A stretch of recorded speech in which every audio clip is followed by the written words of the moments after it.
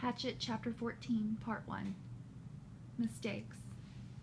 Small mistakes could turn into disasters. Funny little mistakes could snowball so that while you were still smiling at the humor, you could find yourself looking at death.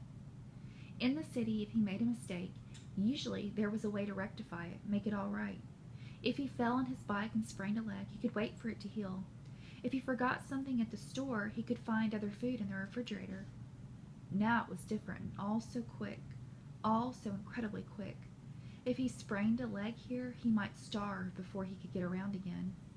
If he missed while he was hunting, or if the fish moved away, he might starve. If he got sick, really sick, so he couldn't move, he might starve.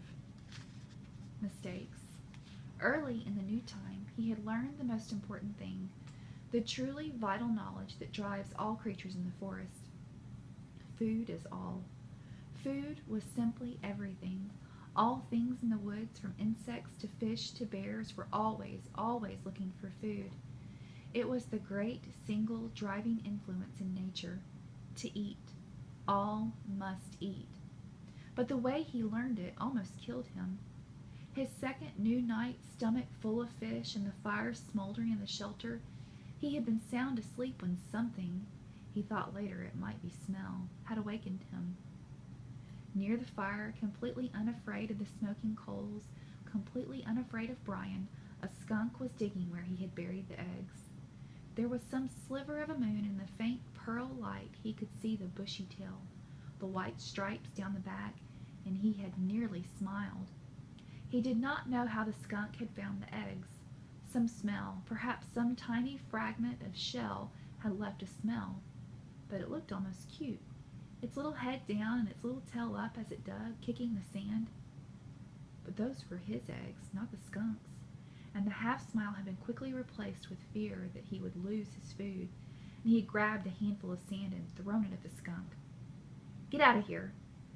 He was going to say some silly human words, but in less than half a second the skunk had snapped its rear end up, curved the tail over, and sprayed Brian with a direct shot aimed at his head from less than 4 feet away. In the tiny confines of the shelter, the effect was devastating. The thick, sulphurous, rotten odor filled the small room, heavy, ugly, and stinking. The corrosive spray that hit his face seared into his lungs and eyes, blinding him. He screamed and threw himself sideways, taking the entire wall off the shelter, screamed and clawed out of the shelter and fell, ran to the shore of the lake. Stumbling and tripping, he scrambled into the water and slammed his head back and forth, trying to wash his eyes, slashing at the water to clear his eyes. 100 funny cartoons he had seen about skunks. Cute cartoons about the smell of skunks, cartoons to laugh at and joke about. But when the spray hit, there was nothing funny about it. He was completely blind for almost 2 hours, a lifetime. He thought that he might be permanently blind, or at least impaired, and that would have been the end. As it was, the pain in his eyes lasted for days, bothered him after that for 2 weeks. The smell in the shelter, in his clothes, and in his hair was still there now, almost a month and a half later. And he had nearly smiled. Mistakes. Food had to be protected. While he was in the lake, trying to clear his eyes, the skunk went ahead and dug up the rest of the turtle eggs and ate every one, licked all the shells clean, and couldn't have cared less that Brian was thrashing around the water like a dying carp. The skunk had found food and was taking it, and Brian was paying for a lesson. Protect food and have a good shelter. Not just a shelter to keep the wind and rain out, but a shelter to protect, a shelter to make him safe. The day after the skunk, he set about making a good place to live. The basic idea had been good. The place for his shelter was right. But he just hadn't gone far enough. He'd been lazy, but now he knew the second most important thing about nature. What drives nature? Food was first. But the work for the food went on and on. Nothing in nature was lazy. He had tried to take a shortcut and paid for it with his turtle eggs, which he had come to like more than chicken eggs from the store. They had been fuller somehow, had more depth to them. He set about improving his shelter by tearing it down.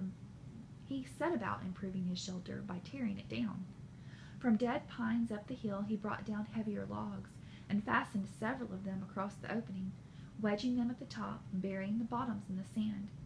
Then he wove long branches in through them to make a truly tight wall, and still not satisfied, he took even thinner branches and wove those into the first weave. When he was at last finished, he could not find a place to put his fist through. It all held together like a very stiff woven basket.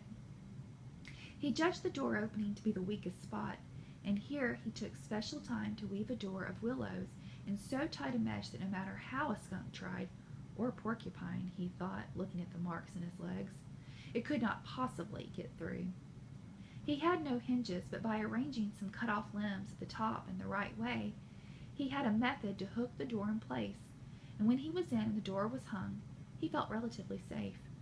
A bear, something big, could still get in by tearing at it, but nothing small could bother him, and the weave of the structure still allowed the smoke to filter up through the top and out. All in all, it took him 3 days to make the shelter, stopping to shoot fish and eat as he went, bathing 4 times a day to try and get the smell from the skunk to leave. When his house was done, finally done right, he turned to the constant problem: food. It was all right to hunt and eat, or fish and eat, but what happened if he had to go a long time without food? What happened when the berries were gone, and he got sick or hurt, or, thinking of the skunk, laid up temporarily? He needed a way to store food, a place to store food, and he needed food to store.